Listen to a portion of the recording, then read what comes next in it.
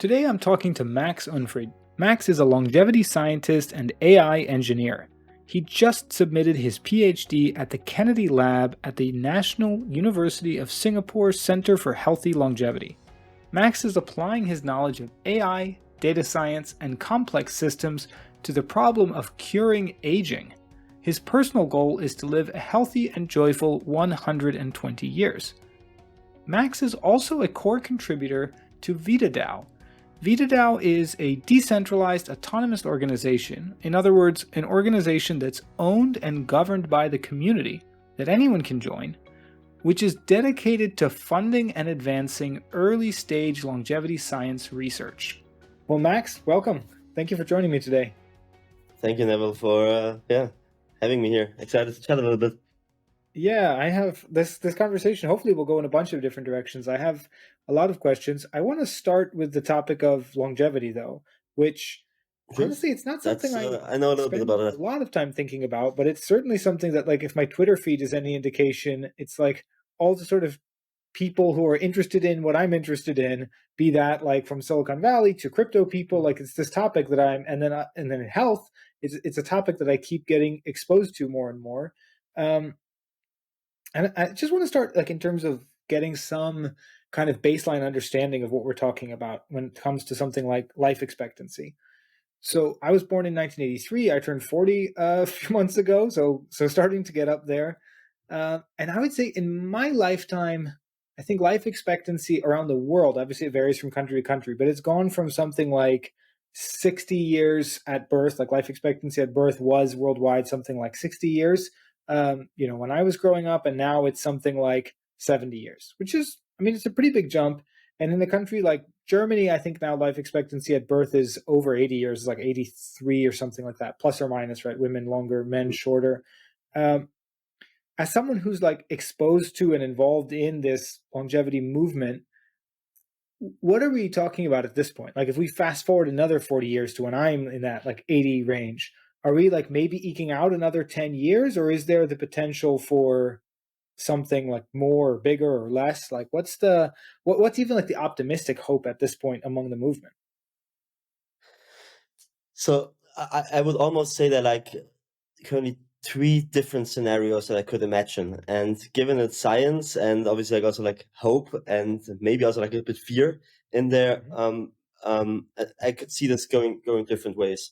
Like you mentioned, the last couple of decades, life expectancy went up, and there like obviously like a few reasons. One is we really got a hold of like acute diseases like viruses and whatnot, and washing our hands and other things in the last century increased life expectancy at birth, also like reduced child mortality a lot, right? Mm-hmm. And now people live older and they get all those age-related diseases that they usually kill us, right? It's like cancer, it's your neurodegenerative diseases, it's heart attacks, all diseases that usually happen in the older population. And some people would say the underlying root cause is aging for that. I'm in that camp as well. And so the question is now, the last 50 years, we fought those diseases individually, right? I mean, it was like the war on cancer. A few cancers are under control, but in generally, back then people thought, well, in 10 years, we won't have cancer anymore. It's 50 years later, we still have like almost all cancers are there and kill people. Alzheimer's also doesn't have that much progress to show for.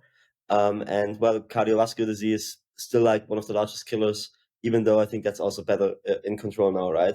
So now we're dealing almost like with those chronic diseases, right? Those diseases of late age that we have to get under control that make life very horrible towards like the last 2 decades, for most people, like from 55, 60 onwards until the 80s when the average person dies.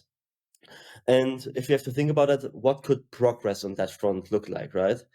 So it is ideally we would have like none of these diseases anymore, right? And none of those diseases would kill us anymore. And if that would be the case, people estimate that we could get like another 30 years of life expectancy, like from like those average 70, 80 years to move it like to 110, 150, and 120. And that's probably like more radical medicines that currently are tested in mice, but are like not in humans that, given also like the complexity of like aging, there are the things that certain things might affect aging in general, but your organs are aging at different rates, so you might need different therapies and different interventions there. And then even there's like this gradient of interventions that a few of them, like rapamycin, which is a small molecule, which might give you like a few additional years of additional health. So you won't live that much longer at the beginning. You will still like live until 85. But instead of like getting all those diseases or the onset of disease with 60, 65, it might be only from 80 onwards, right? So compressing the morbidity, which is obviously good and might also give you like a few extra years, but nothing radical. But then once you enter the realm of like, can we exchange organs fully? Can we exchange blood? Can we reprogram ourselves and like take cells out of the body, rejuvenate them and put them back into the body? That might give us like really a boost of 10, 15, 20 years. And then obviously the question is, when you live those 20 years more, that's another 20 years where science and research can happen, right? Does this accumulate and accelerate? And then after 20 years, you get even better therapies that give you like another 20 years and so on, right? And some people speculate that could give or make people live until the 200s, even like 500 years, right? That's a speculation because even with those medicine and reversing all this damage and extending lifespan, we currently don't know if we can actually extend maximum human lifespan. The oldest living person that is currently, I think, still alive in the world is 116 years. The longest ever lived person was supposedly to be like 122. So around 120 years, like humans, the oldest human die, right? And the question is, can that be extended? And some research have shown that maximum lifespan is actually like a property of species. So there's like a maximum human lifespan for dogs. There's a maximum human lifespan for birds. And there seems to be this maximum human lifespan for humans, around 120 years. And now the question is, the therapies that we develop to slow aging or keep us younger, will they also move the needle on that front? We hope so. We don't know. It's a very interesting question of science that more people are getting interested in. And let's see what kind of progress we can make there. And the funniest proposal for circumvening that maximum human lifespan was like Steve Howard said, well, maybe we just have to create new species. Yeah, certainly some of this stuff like touches on the topic of like transhumanism, and you can get into sort of like all sorts of even philosophical arguments of what constitutes like you're still the same person, right? If we're like uploading our consciousness into something, does that, is that person still alive? And you get into that at the sort of edges of that. But it sounds to me like, I mean, this is a complex topic, but from what you're saying, right, there's this sort of like, how long can humans live in general, which obviously is the subject of much scientific research and still very speculative. But we have the sort of evidence of all the people who've lived that we know about and their approximate ages. And they do seem like the ones who get to that sort of far end of the graph do seem to make it a certain distance, but we don't have a lot of outliers, right? We don't have a lot of 150 and 200-year-olds or any that we know of. So it seems like there's that sort of limit. So one side of longevity is like pushing that limit out potentially, and then the other side of it is like the people who aren't making it that long already, right? The people who are dying at 60 and 70 and 80 and 90 and so on, like almost like a process of elimination of like eliminating all those diseases and other common things, whether that's heart attacks and strokes and cancer and other conditions that take them earlier than that. Is that correct? And where are the most sort of like promising advances, right? So like what we're talking about right now is pretty theoretical, but you mentioned like rapamycin. I know there's obviously a lot of research that's starting to happen in this space and that has happened in this space. Like what seems kind of like achievable at this point from what we know? So you were saying? Well, I was saying from what we know at this point, what seems kind of more achievable based on like the existing research that we have and what we've seen. So you mentioned like rapamycin, for example, and out of the various like research that's been done, what seems like the sort of like promising ways to extend longevity? So I think for sure we know that we can modify health span, right? Um, the the amount of healthy years that you have within your lifespan, right? Mhm. And I mean, we can do that through lifestyle interventions, right? We know that people who eat healthy, have a healthy, balanced diet, who do sports, who are take care of their sleep, and all those things that your doctor usually tells you, Mhm. generally makes you live longer and healthier, right? Whereas like being severely obese, not moving, and only eating junk food, smoking, um, shortens your health span and lifespan, right? And I mean, Mhm. you can put those two contrasts in caricatures next to each other, right? And you know how they look in your mind, right? Um, Obviously, the question is, can you nudge the entire population towards healthy living, or healthy lifestyle, right? And that seems to be hard in a way, at least in our current society. That I mean, that everybody wants to be an individual and everybody should have their own human rights of their body, and people can do whatever they want with their freedom, right? But often they don't do what's best for them, right? So Mhm. it's probably not very feasible to force everybody to do sports. Um, and eat healthy. I think there would actually almost like only one reason to do that, and that's probably preparation for war. When the government says, okay, every able man is like now getting conscription, and you will do sports, and thereby you will lose pounds, right? I think in a way that's what you see if you look at those old movies from the early 20th century, right, where all the schoolboys were doing sports, and there were like no Mhm. obese people. But probably that's you don't want to have a scenario where you're forced to do sports for war just to get healthy, right? Right. Um, but and I think that's probably the only reason when government would clamping down on that and said, okay, let's get everybody moving.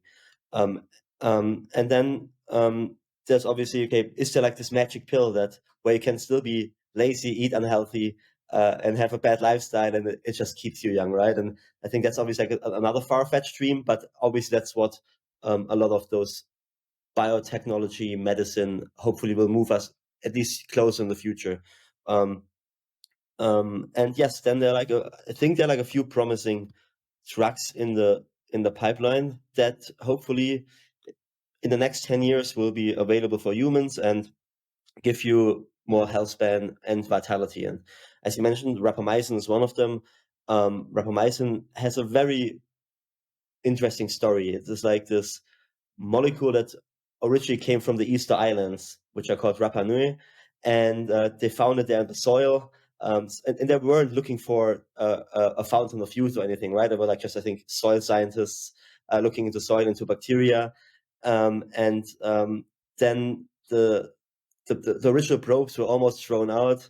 But the guy who was like in charge of it found it like for whatever reason took it with home and stored it in his own fridge, and later found out that it seems to have like those certain benefits, and was then originally very used for suppressing organ transplants Huh. in high dosage. That was the original use of rapamycin. That when you get an organ transplant, rapamycin suppresses your immune system. And then people tested it in animals, though, and see what it does there, not only in large doses but in smaller doses. And it has been shown in animals consistently to extend healthy lifespan. Like from animal laboratory animals like worms and flies, to mammals like mice. And now there are like the first human studies going on where rapamycin is used in low doses, and study to see, do those people live healthier longer. We cannot do right now because obviously human studies take a long time, right? But at least Yes. within a year or within a few months, if people take that, do certain health parameters change for the better, right? Mhm. um, and I think just last week another study for by Brett Stanfield got funded for that, who's looking how it affects muscle mass. And then there are like a lot of people who experiment with rapamycin by themselves. They take it, and there's like almost like a question that you can fill in every few days or every few weeks how much you take and how you feel. And self-reported health, right? And why that's is like not the gold standard of a placebo-controlled trial. At least you get some other data on that, right? Of people who are using it. And fingers crossed. I hope that that's moving forward and shows that at least aging can be modulated in humans with like those drugs and extend healthspan. And then there are like a few more advanced things already being people are working on. That's more like in the realm of gene therapies. Some of them are currently tested in humans, not necessarily for aging indications, but I think in San Diego currently they're trying to do like a brain-derived neurotropic factor gene therapy. That's like a molecule that is like very involved in neurogenesis, connections between your neurons, creating new neurons, and they're testing it out for Alzheimer's disease. Then there are like some clinical trials happening on follistatin, which is like helps you to keep your muscles and against sarcopenia, and people testing that in Italia currently in Honduras, but also other clinical trials are happening across the globe on that. So that there are people trying things out. There are a lot of things that work on animals. The next step is, can we take this from animals into humans, and see what happens there. Very interesting. Yeah, as you say, there is this sort of like race against the clock for all the people who are alive right now. And I feel like it is actually my kind of generation who, and a little bit older, like into Gen X, but who are interested in this, who are, yeah, people who are now in sort of like their 40s and maybe up to like 50, who are realizing that, yeah, if we can just keep making advancements, by the time they get to, you know, obviously anyone could get hit by a bus tomorrow or whatever, but, you know, taking the averages, like, hey, if, you know, if I can make it to 80 and we can have all these improvements between now and that time, then by then, like, we'll have pushed the limit to 90 or whatever. And by, as you said earlier, by the time I get to 90, then maybe we'll have the next thing figured out. In terms of the, yeah, we can't coerce people into living healthier lifestyles necessarily, at least not in like modern free societies. I mean, I think our audience and certainly our target market with Genki and probably the people who are interested in listening to this are generally people who are focused on their health. And so I would say that they either already know or hopefully are already doing the sort of obvious, you know, exercise, eat reasonably well, don't smoke, certainly, perhaps limit alcohol consumption. Many people now, if my like social media feeds are any indication, have since wearing like, you know, wearable devices and tracking a lot of their like uh, body's statistics, have given up alcohol altogether. So like I already see a lot of that. I'm curious, and obviously this is, you know, not medical advice for those listening, but just because you have a lot of exposure to this space, like what are some non-obvious things, if any, that you've seen either through research or some of the longevity communities, things that people are doing now, like say people in their 20s, 30s, and 40s, that they're doing now beyond like the sort of obvious stuff your doctor would tell you, that's aimed at increasing health span and lifespan?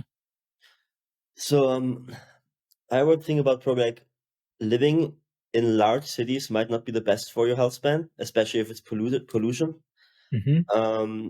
And obviously, I mean, large cities attract young people, right? And it's fun, right? It's vibrant, things are happening. But uh, especially I think if there's like a lot of pollution, it's probably not the best thing, right? It's like you're smoking all the time. Um, it's uh, maybe not necessarily don't do it, but I think a lot of people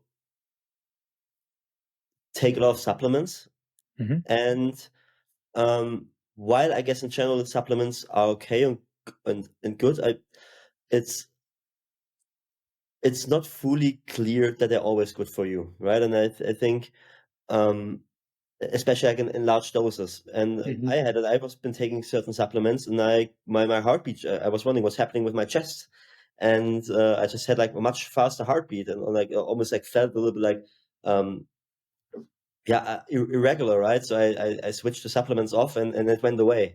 And I think on some forums people talk about that, like they call it like supplement induced arrhythmia. Yeah. So that might not be the best thing to do, right? Even though a lot of people think supplements are good, then it's probably high quality supplements are better, and not just like buying some stuff that you heard and it's bad quality. Especially I think fish oils go in this direction where you might have a lot of heavy metals in, which then Hmm. the oil is good, but the other stuff that's in there is like not that good, right? So it's like Yeah. thinking you're doing healthy things while actually not doing healthy things, and it's almost like a fallacy. Um, Probably younger people,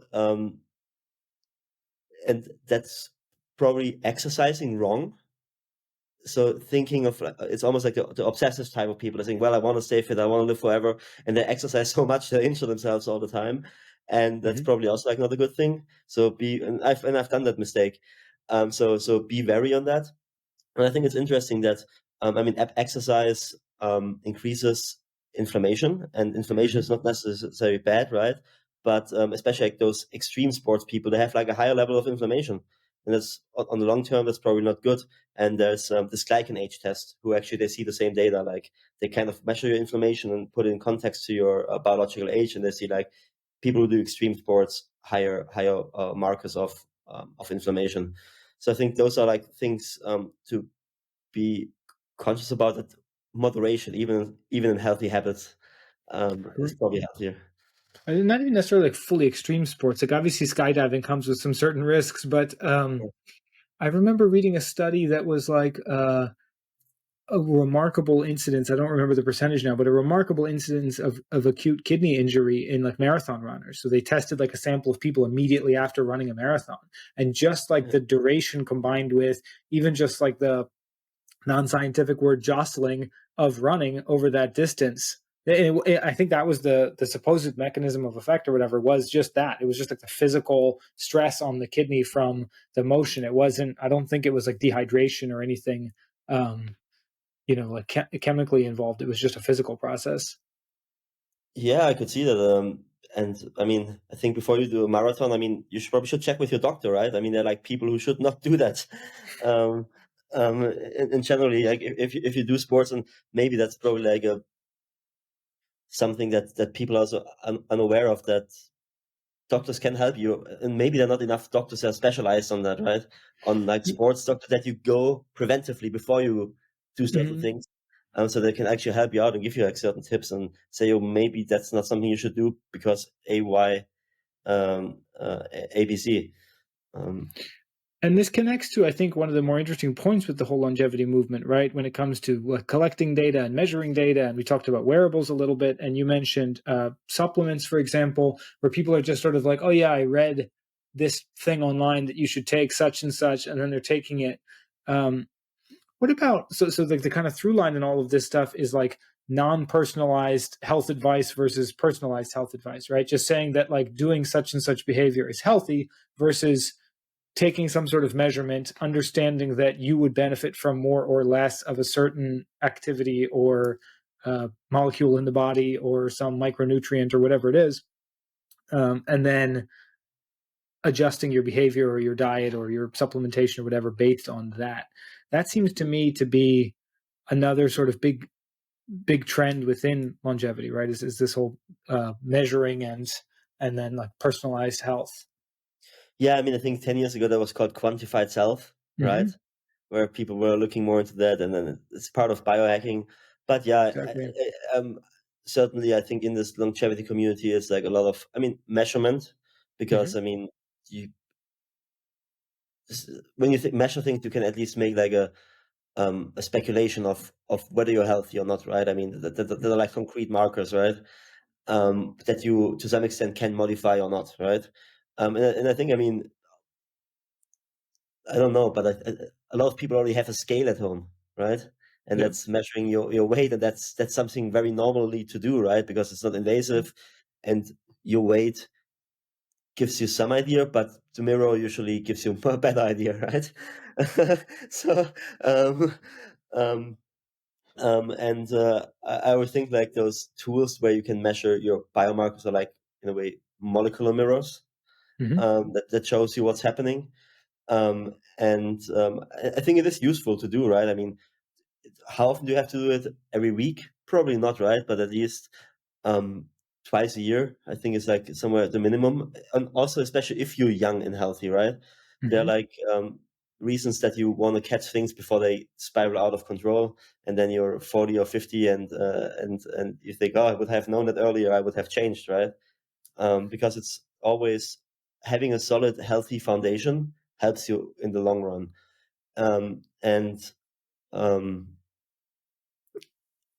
Yeah, and I think once you start measuring yourself, you also consciously just become more engaged on that front, and think more carefully about how you treat your body, which then obviously changes the way how you think about it and how you act, and that usually is a positive spiral if you don't go too far and become crazy about it.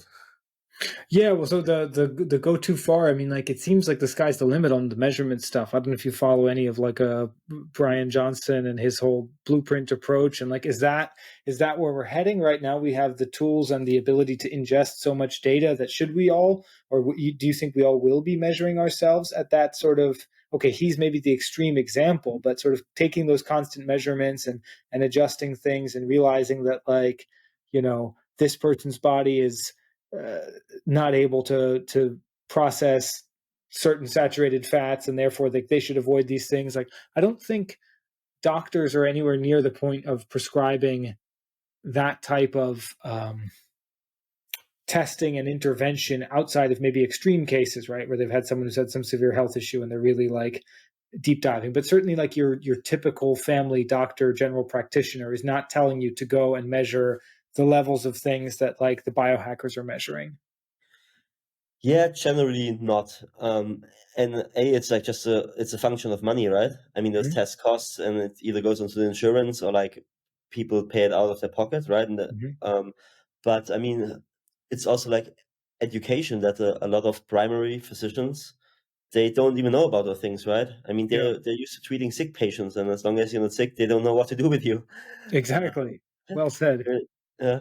And I mean, and I think, but more and more people, I think when you're a young and naive doctor and you study medicine, I think that's kind of what you want to do, right? You actually want to Mhm. keep people young, and then then you study and you go into medicine, and you become a working doctor. You realize, well, okay, it's mainly about diseases, right?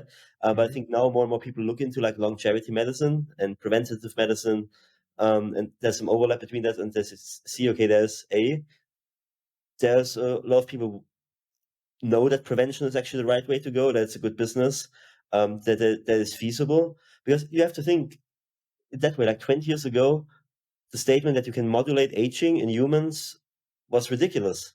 Nobody would have believed that, right? I mean, it's also like not that um, that um, this way of thought of longevity.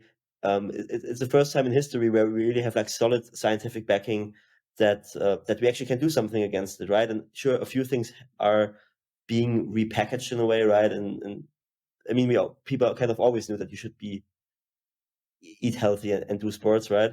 But now putting in the context of aging, Mhm. showing you really that there's like proof that it will slow your aging process and you will age better. It's like something, yeah, that happened like the past decade.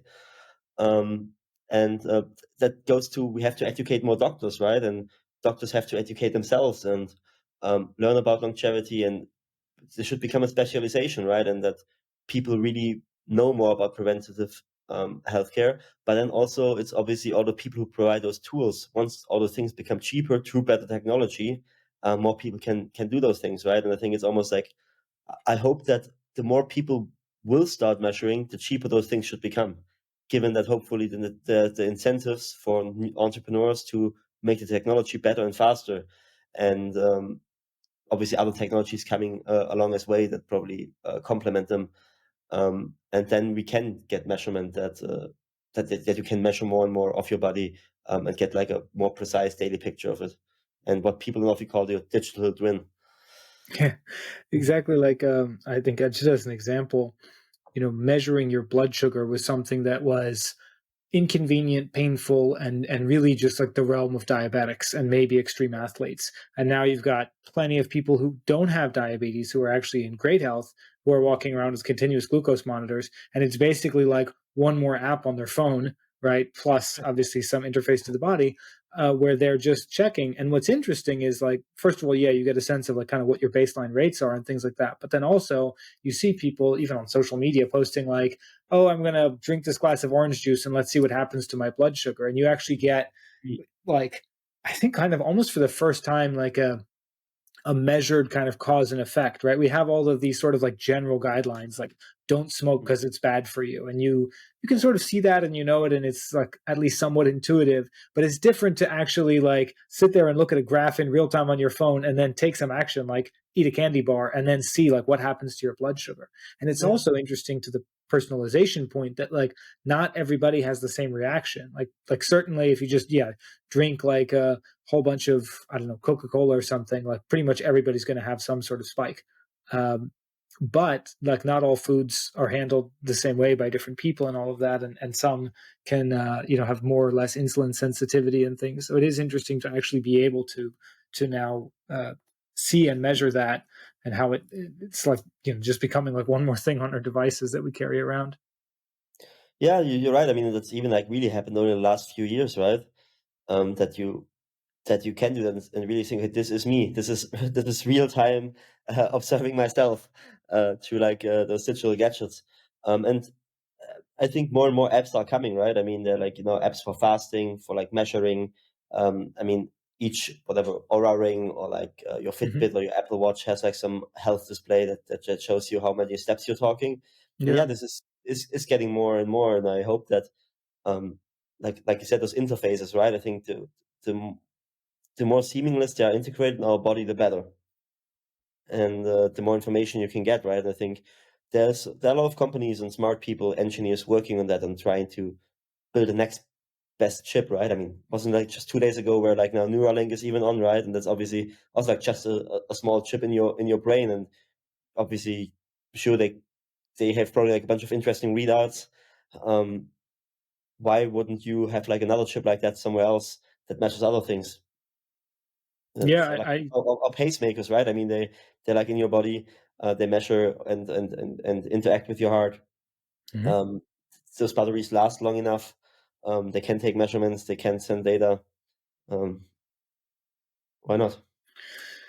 So, I mean, we've come at the topic from a few sides now, but like, the headline to me here is that there's a ton of interesting research that's already happening, that's ongoing, and it's starting to translate into, let's say, like consumer and patient level um, devices and interventions and things like that. Right? It's going a bit from the laboratory into things that we can actually like see and use and benefit from in terms of new drugs, in terms of new devices.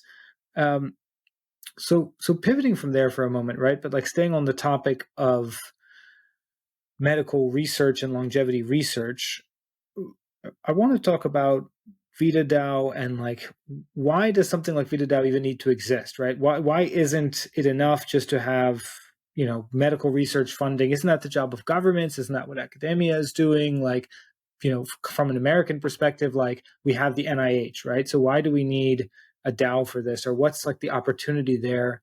Um, that you and the other kind of core contributors see?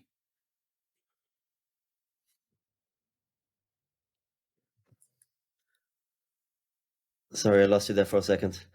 Yeah. Um, Where did I drop out? Okay, let me just ask you that again. So, just on the topic of medical research and talking about how there are a lot of promising interventions that are now becoming possible, and just like the amount of research that's going on, why does VitaDAO exist, and like where does VitaDAO fit into all of this? Right, conventionally I would think that like medical research and funding medical research especially is the job of governments, and that's kind of like at the intersection of government and academia, right? Like where the money comes from. So in the US example, like we have the NIH, and then you have people who are working in universities who submit grant proposals. So why start VitaDAO? Like why, what do the core contributors like yourself see there that the opportunity perhaps that's being missed by the traditional funding approach for medical research? so I think there are probably like a few things that came together to that had happened, right? And it's almost like a mutation. It's like a mutation in a in a system that happens once and so far seems to be beneficial to the entire system. But I think what I would think what almost the core of it is, like you mentioned, usually government and traditional funding bodies were like the main funders of philanthropy, right? And if you think about it, that's almost always older people being in charge of money, right? It's like people above 50, right, that are like now in the decision making powers because they had a good career, and now they have those treasuries that they can distribute as they see fit in a way. And somehow through this event of cryptocurrencies, there was like a little bit of a shift that you just got a bunch of young people became very wealthy, right? Like almost like people like in their 20s and 30s, right? And they obviously made their money with new ideas, with like innovation, right? They literally they came out of school and innovated and made a bunch of money, Mm-hmm. compared like to the bureaucrat that whatever went out of school, started working, stayed in the system, and now has access to money that's not even his own, right? And also like probably lost the vision on the way that he once had when he was like young and naive, because I think you have to have like a certain naivety of like even trying things out, right? Sure. um and so then if you think that like crypto and blockchain and Bitcoin and other things were like innovation like on a financial level, and often it's like people that have innovative ideas, they don't have just one innovative idea, right? They're usually broadly interested in a bunch of other things. They also would like to, they question other systems, they just question how things are done, right? And I think through that in a way, longevity is like or like also rejuvenation medicines and curing aging is like a different paradigm to medicine, similar that Bitcoin is a different paradigm to finance. And that probably like create like a very neat overlap between the way of thought, and the thought leadership of the crypto was like really behind it and was like pushing it, like not never pushing it. They said, hey, this is cool, people should be looking at that, this is valuable, why don't we challenge the notion that nothing can be done against aging? And then you obviously have like the aging scientists who always were like a little bit the outcasts in the biomedical sphere. And it's like, hey, great. I mean, we've been fighting with like the NIA or NIH to getting money, right? I mean, even like in 2024, the budget for only studying the biology of aging at the National Institute of Aging is $400 million. That's almost nothing compared to the grand total of like biomedical research mostly goes into cancer and Alzheimer. And then you think probably, well, if it's only that little that's currently spent on aging biology, then even individuals that are wealthy can actually make significant contributions to that, right? I mean, I think like 1 or 2 years ago, I looked at how much money was funneled from crypto into aging biology, and it was already 300 million or so, right? Mm. Across the board, right? So it was almost like those few individuals in crypto, those few hundred people or so, almost put the same money in than the NIA. And that's exciting because then given that also the communities are rather small, you actually have like a direct exchange between them and talk with them. Or they talk with each other, right? The aging people talk to the crypto people talk with the aging people. They learn both about new paradigms, about new ways of thinking, find some common ground, find things they don't agree with, but together in a way move forward. And I think with VitaDAO, um, when it started, it was like just like this interesting point that is like visionary enough that people buy into it, but it's also like realistic enough that we had like some, or like there's like data in science that backs up that what we are planning on funding and doing can actually work. That it is like vastly different from how the current traditional system works, and that it just provides an alternative to what is out there. And in a way, the more options or alternatives you have, the better, I would almost say. Yeah, I'm a big fan of the lots of little experiments going on model to anything, right? Like a sort of federal approach to problem solving rather than a very like top down, let's dictate how it should work, rather like bottom up, let's get a bunch of different people working on stuff and then keep funding the ones that are going well, the promising ones. The way you just conceptualized that was actually super helpful for me.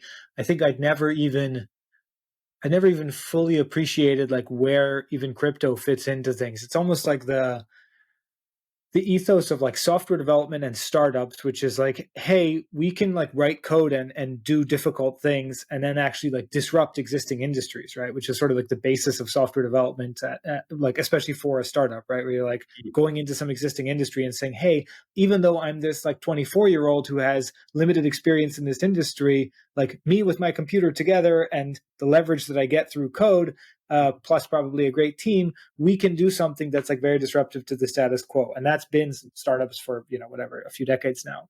And then crypto was essentially that applied to the financial system, right? Where it's like, okay, there's this way of doing things. We don't like fiat money, et cetera, et cetera. What if we just used math and code and we could actually like take over those roles? And now it's like, it's almost like a keystone habit or something, but applied to like a group of people. Like for me in my own life, I struggled with being overweight for a long time. And then when I finally like lost a bunch of weight, it was like this like confidence that, oh, like if now that I finally did that, if I did that, like what else could I do? And it just made me feel like more empowered to take on other things that in the past would have just been like, yeah, this is too difficult. Actually led to me becoming a nomad and like plenty of other stuff in life, just having more confidence and agency. It's almost like, yes, this band of nerds that like that we are together like went from developing software, building businesses, to something as big as Bitcoin and crypto more broadly, right? Where it's like, okay, now we're disrupting financial systems potentially, or creating an alternative system. And then it's like, oh, well, there's all these other legacy systems out there in the world. We could create alternatives to those, and they're not necessarily, it's not like the NIH doesn't exist anymore, but it's like, oh, well, you can also have this parallel track where we can just prioritize funding the experiments that we want to fund. Yeah, absolutely. And I think it's almost now other institutes are also like forced to adapt, right? It's and you see that, right? And it takes obviously time, but you could make the argument, but between Bitcoin and the Bitcoin ETF was like 15 years or so, right? Yep. Yep. Now, if you think about like science funding through crypto is 3 years old, and whatever the NIH is decades old, but Mm-hmm. where does science funding through crypto stand in 15 years, right? Mm-hmm. And now, I mean, with VitaDAO, we have like proven the model that it can be done, right? It's like you can get a community of people that are spread all over the globe together to fund money for science, right? We showed that it can be done. We also showed that you can get a bunch of people from all over the globe together, work together, and finding projects that are worth funding, evaluating them, and actually funding them, right? Yep. And even like so far now that that universities hold crypto assets that are scientific projects, right? That's happened all in the last 3 years, and I think it's going even further. And we're very closely working with Molecule on that. And Molecule is building a lot of like the underlying infrastructure for VitaDAO of like how those funding instruments and digital assets work. Mm-hmm. Now it's going even one step further. We in a way innovated even more by chance on real financial assets, on like how to change tokens into equity again, right? So it's like there's like an entire new an entire new asset class that just came out of, well, we want to solve longevity now, that it can by now be almost used by the broader startup ecosystem yet, and probably will be in the future, right? Because I mean, to be fair, I mean, a lot of people are still skeptical of crypto, and rightfully so, right? You should be skeptical of everything that is new. And obviously, like crypto has its ups and its downs. It has its goods and the bad sides, like everything. Um, but especially like for us, was engaging with scientists, which are by default probably some of the most skeptical people you can find, approaching them and pitching them, hey, do you want to raise funds to crypto in Mm-hmm. 2021 and 2022, when like a lot of bad things happened? They were like, Sure. I'm not Yeah. sure, right? So it took some building trust, educating them, showing them that it can be done. And at least like now we funded 7 or 8 projects in academia, a few startups. Um, it's out there. It's like seems to be like a viable model. We spun out companies now, right? So it's like what we set out to do of like funding and building novel therapeutics. It's on the way, and obviously biotech is slower than crypto, and those assets take time.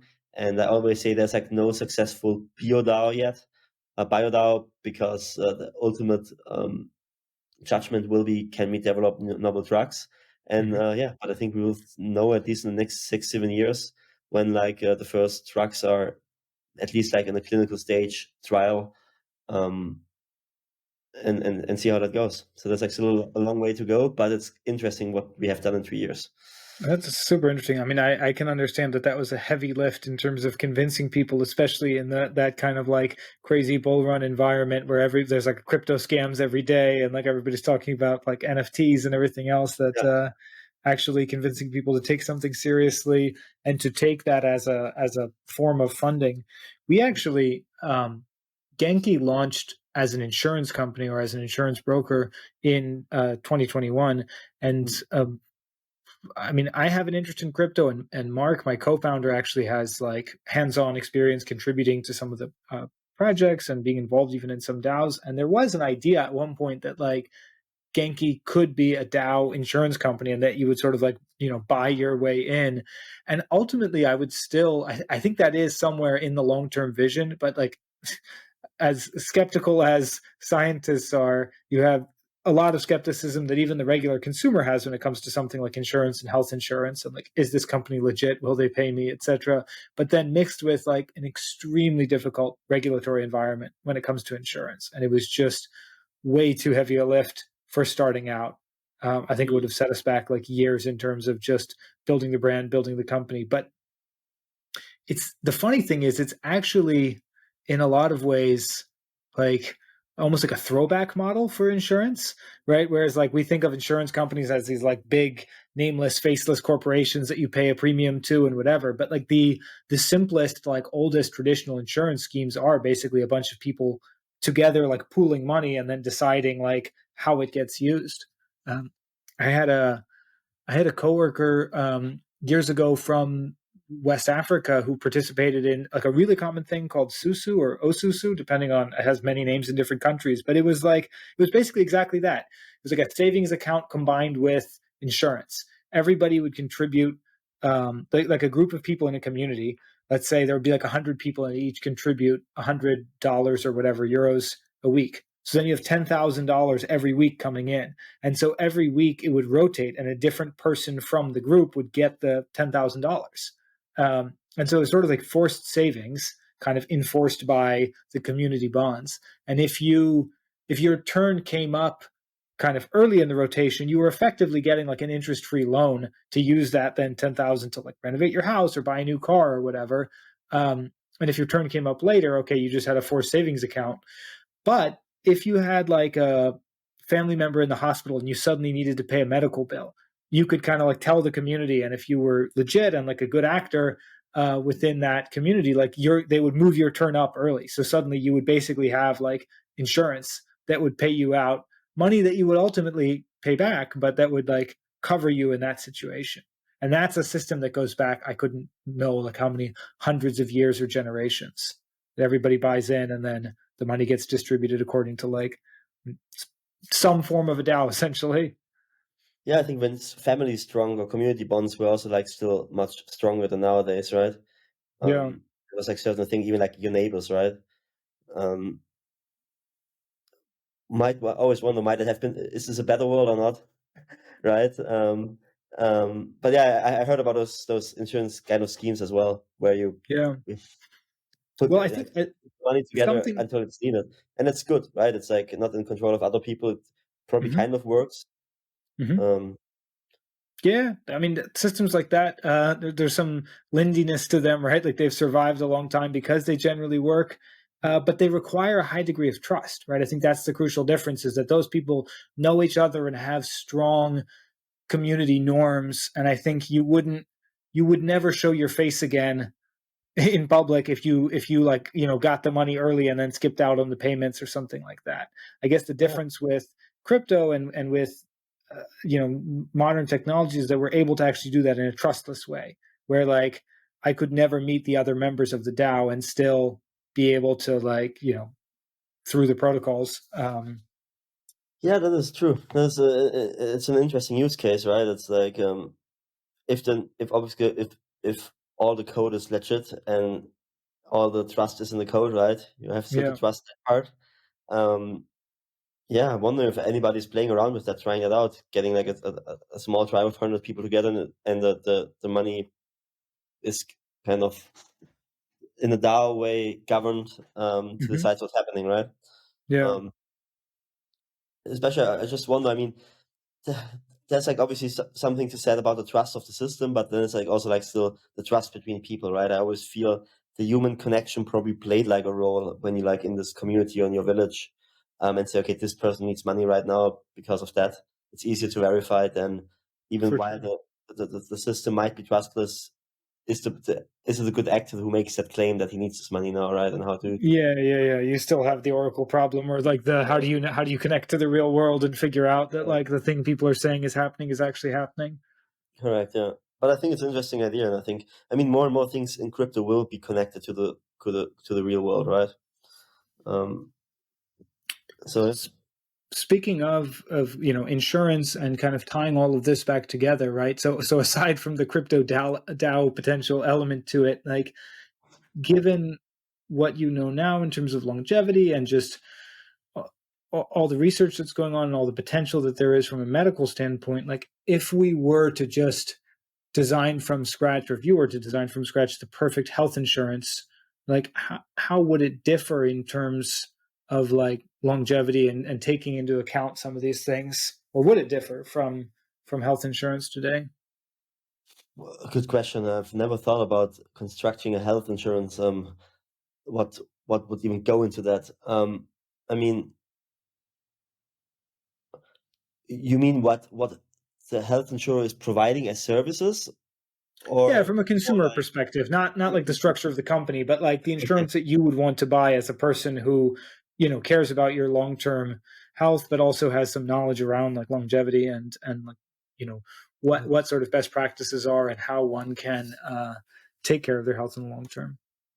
so I guess uh, in health it almost seems like that most of the cost that you or like the most money spent on you when you're sick is like in the last few years of your life, right? Hmm So and I mean that is bad for both, right? In a way, the more somebody spends on you, it's an indicator the worse your health is, right? Yeah. So it's almost like in your own interest that the nobody's spending money on your health, because that's just a bad indicator. But I think um, what obviously would be good if a lot more insurances would start to cover like really preventive scans, or like preventive hmm um, um, medicine, where you get checked before you go to the doctor, or before you have a problem and have to go to the doctor, let's say it like that, right? And I mean, that some people probably would also say there are like too many false positive on certain scans, right? But I think at least like regular blood scans, we should have like 2 free um, blood tests a year, right? That checks everything from you. I think once you like get a little bit older, you probably should have like regular like certain images taken hmm from you that shows your progression of your growth and how you're aging. Um, I would also like assume that it's almost um, trying to get you to do some preventive exercises and stuff like that, so that you can use gyms for free, or like for a much larger discount for like much longer periods. That other things are covered. Um, and yeah, that probably that everything that falls like under the umbrella on longevity medicine currently, that you probably have like access to longevity doctors, and even like nutritions and whatnot would probably be helpful for like aging better and healthier. Yeah, I completely agree. Um, I think the longevity piece of it is the missing piece right now. Like that's still generally like outside of kind of traditional healthcare, and the same challenge that you mentioned earlier with the doctors is true in the insurance industry, right? Like we are attempting to disrupt from within, but we're still at a scale where we have to kind of play within the existing insurance system. And generally, it looks at like insurance comes into play when you are sick. Like, yes, there is some preventive care that's covered, and that's something that we've fought hard for to make that available to nomads who are not living strictly within like the confines of a single country and who are not necessarily getting that covered from something like their national health system. Whereas like traditional insurance that covers you outside of your country is only for new medical issues that pop up, like you fell and hurt yourself or you got Mm, some tropical disease while you were traveling. We, through our Genki resident international health insurance, also cover preventive care. But when it comes to like longevity and really thinking long term, right? What can I do now at 40 that's going to increase my health span and lifespan over, 40 years, or when I'm 80, or, pushing out those um, end of life costs, or just increasing health span and lifespan. Unfortunately, it's like, as you said, like the insurer and the insured person's incentives are aligned in general, right? Like everybody wants the person to be healthier. The less time you spend in a hospital, the happier everyone is. But when it comes to things that have that sort of long-term payoff, um, the insured person obviously has the long-term perspective, right? Like they want to be healthy for the rest of their life. The insurance company doesn't know that they'll be your insurance company. So even if in theory you're saving healthcare costs mm, 40 years from now, it's like those could be somebody else's costs. yeah. But I mean, the thing is, at the end of the day, it's just math, though, right? Yeah, It's all those decisions are underlying mathematics, and I'm not even sure. Is there like a longevity insurance plan? Would people be willing to pay much more for that to be included? I don't know, right? hmm, Um, and then obviously like the bet is in a way is like, well, because you spend, you pay higher because you already get like a lot of treatments now before that are usually not in there, right? right, But therefore you would not cost a lot of money towards the end of life, right? So in a way, exactly. all that money that is like currently accumulating at the end will like be more flattened out or something like that, right? And I guess there's probably like a financial model that shows how that should look. But the question is Yeah, how many people are willing to, or how much are people willing to spend on their health, right? And I yeah. think there are surveys and people say they would spend much more, but then do they follow up on that? Um, I don't know, right? Um, Yeah. Yeah, no, there's certainly actuarial math that comes into this yeah, kind of like, a million and one calculations about yeah, a person's lifestyle and various yeah, factors and pre-existing conditions that they've had and what that means for their long-term health care and what the costs will be and all of that kind of stuff. But there is still that caveat of like, you're not guaranteed to be covering that person in the long term, especially when we're talking about like, private health insurance versus something like a national health scheme yeah, where the person is that the insured person is like opting into it and could change later on. But I mean, to the extent that we do have some amount of control over this, that's exactly how we think of it, right? It's like let's build a pool of healthy people by encouraging healthy behavior and promoting that sort of lifestyle and attracting that sort of audience and customer base, because in the long run everyone will be better off, most importantly the insured people, but also like from a cost perspective, right? It's much more sustainable to have mm, like constant preventive, what's the old an ounce of prevention is worth a pound of cure. mm, yeah, Yeah, that so is true. that's That's certainly the approach that we take.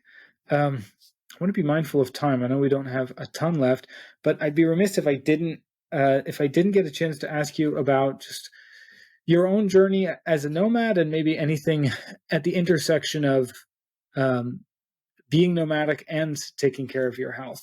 So, just to start with, I know you've been at least partially nomadic for the last decade or so between Europe, Asia, and the US. Is that right? pretty much, yeah. And also as a student, tell me more about that. So it's quite interesting. It's so when I'm not that old yet, I'm 33, right? So let's go 15 years back, but that almost sounds crazy. Um, so when I started studying, I for my undergrad, I still stuck in what was around Germany, right, in Nuremberg. But I always figured if I want to become a good scientist, I have to be good in English. And my English was back then so bad, I almost didn't get my A level because I literally got the worst grade that you can have in English. But I figured, what's the best way of learning English?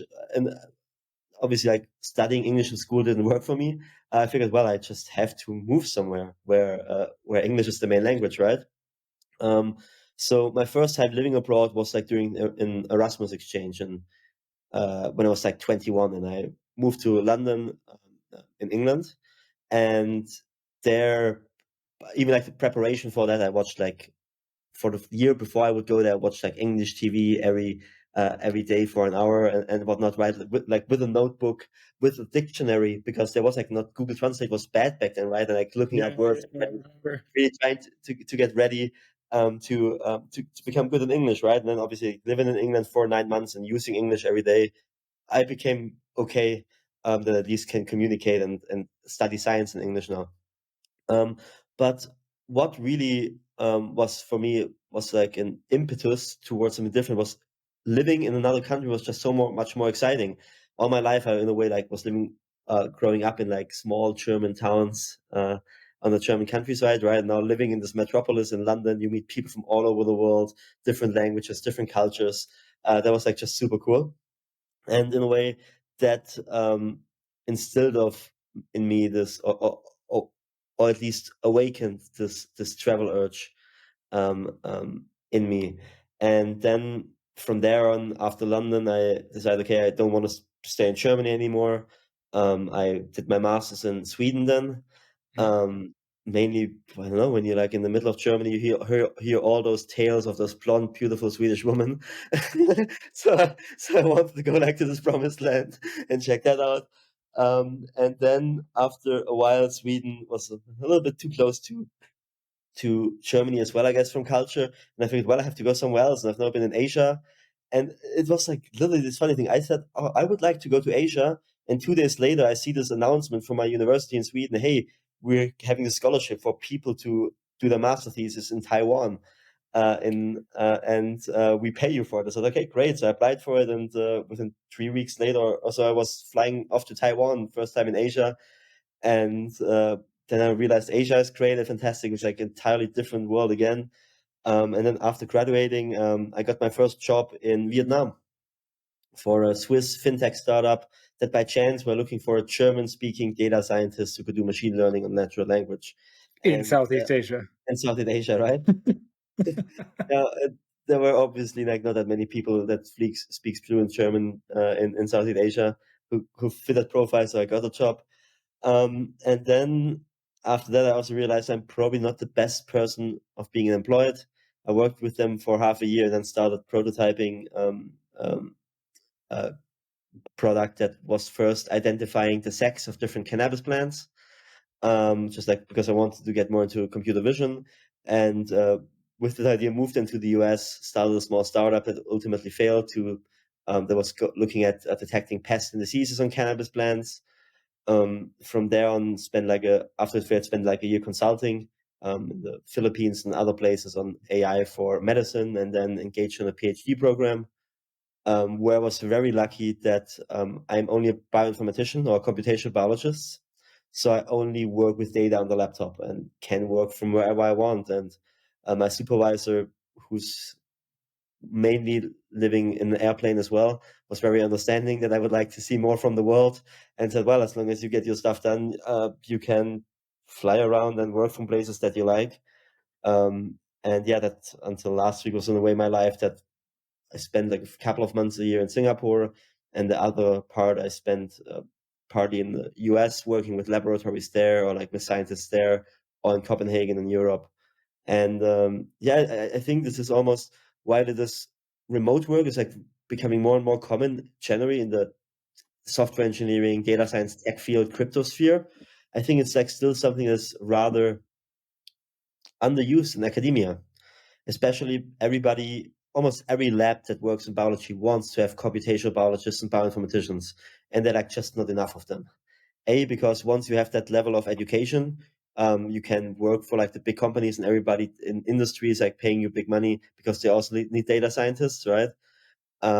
And at the same time, all those biologists need somebody analyzing their data. So I think that there will be in the future something which I think more of like cloud universities, Mhm. where you can apply and maybe you get matched with a supervisor and they have data, and you hopefully can do your PhD remotely. Because it's cheaper for universities. You don't need lab space there, right? You don't need a spot where you can sit with your Yeah. laptop when you can just sit at a coffee spot, a coffee place, and have a coffee and work somewhere, or like where we want to work from. So I think it's almost like a win-win while all this data is still getting crunched and science is being produced. And you can have those calls over Zoom and present your science, or maybe whatever, once or twice a year, fly to the university, give a talk, or meet those people in conferences. That would be amazing. I mean, not to mention that, like, at least from a US perspective, grad students are like famously poor, right? It's just like the punchline of many a joke.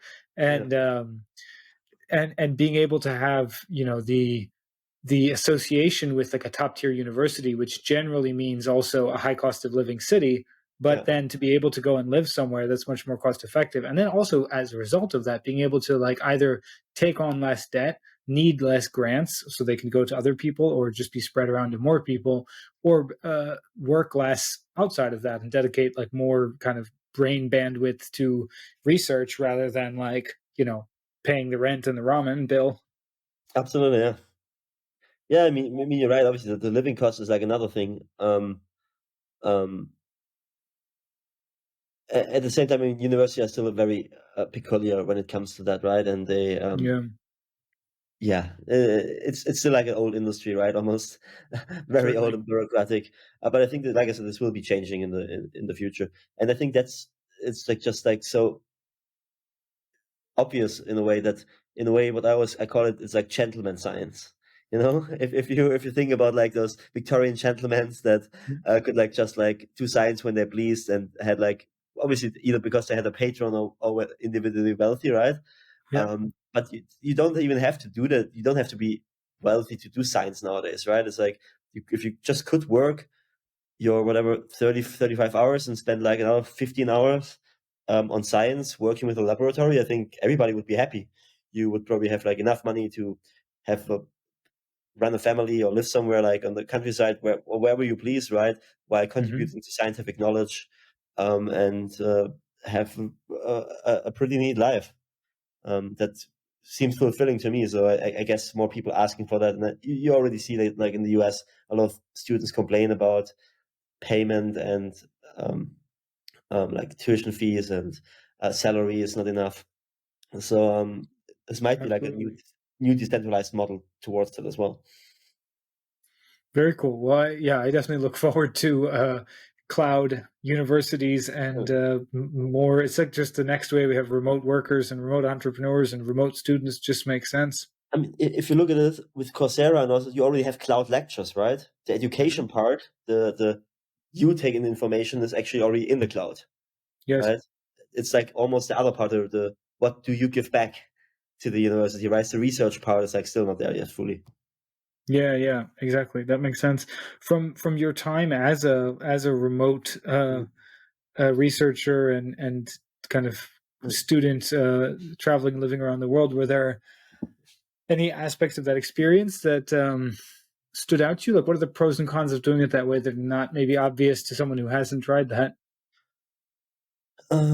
So I mean, obviously the pros is always exciting in a way, right? I mean, you see the world, but it can also become a bit too much. Like I had Mhm. last year when you just travel too much and you almost become a little bit, it feels like you're fractured because Mhm. like nowhere is home anymore. And I guess like you don't have to be a student to build every kind of digital nomad. I think at some point goes through that. What really Absolutely. helped me, what was good for me, given that I was moving within the longevity and crypto bubble, at least I had always a part of my community traveling with me to other events, right? You always meet similar events or the same people at similar events, and that Yep. obviously helps to ground yourself. So it's almost like those those digital nomad gypsies that just wander around, right, and have a good time. Um, um, um, what obviously is lacking a little bit is, I mean, there's something to be said about like the magic happens when you have like a few smart scientists staying together for like a while and having Mhm. really time to talk to each other, discuss science, right? Even like in a Sure. laboratory, like, hey, I have this idea. I would like to have like 10 minutes that we can hash this out on the whiteboard. That's not that easy when you do it yourself. Um, but what I personally feel is like when I'm by myself, I'm more productive on the mundane, boring tasks in a way, which is like writing papers and whatnot, right? Yeah. Because in a way, doing science can also be just you can use science very well for procrastination and just starting like a new science project, or like going down a new rabbit hole that has actually nothing to do with what you wanted to do, but it's still very fulfilling. And you can say, "Oh, I'm a scientist." It's perfectly fine, right? That's how good Yeah. science is being done and whatnot, right? Um, so I think sometimes it's good if you um, by yourself, and then you also just digest all the input that you got from other people. And I think that's very nicely done if you can do that at a spot where you can work from the beach and sit for a day and just think and really think, walk in the sand, have a glass of wine or whatever, and talk about science and think about science. And that's obviously like some freedom that you not always have in a laboratory. And I think onto that, I think there's like more things like that coming for scientists. I think there's the what is it called? Garrett Lees, he has this Pacific Science Institute, I think it's called, and Mhm. I think he has like de facto like a very big mansion. One I think is in Hawaii, the other one is in Utah. And the idea as well, you can apply there as a scientist, and there are always other scientists there that just want to get a little bit away from normal science life and come there to write a thesis or just have ideas. And you hike together, do yoga, and do science together. So almost like a science retreat. Yeah, it's Um, like a co-working space meets Los Alamos. exactly, something like that, right? I think this is super cool. I think this should be probably be more common, right? I mean, I think it used to be very common that like writers or novelists in the Mhm. 18th and 19th, 20th century would go somewhere and write. Probably writers might still do that today, actually, go into a Yep. cabin. I think scientists would need something similar as well. Yeah, I think it's absolutely doable to be like a nomad and a scientist. Um, and it gives you like a different viewing point. I mean, they're like those other science stories. I think wasn't it like Erdős, who was always traveling around and only lived in hotels and didn't have any belongings and was like just like moving from science friend to science friend, stayed with them and discussed with them a weekend certain science ideas and then moved along. So I guess those people have been existing. I think now it's just, especially with computational work, it's just more feasible. Yeah, certainly with the data science side of things and computational work. Max, I thank you so much for your time. I have just one last question in closing, and that is for people who are interested in learning more about VitaDAO and the research that you're supporting, and possibly even becoming a member or just getting funding for their research. Like, where should they go? What's the kind of like where should they start actually? Because there's a ton of information. Do they join Discord? Do they buy in? Like, what's the first step? I think the best first step is probably going to the webpage, Mhm. www.vitadao.com, Yep, because there you we'll find link it. all the links to all the initiatives, how you can get involved. It's like a normal website user interface, so you don't have like to dabble into like new source of communication yet. Um, I think that's usually the best case, and then of course social media. But I would go to the webpage.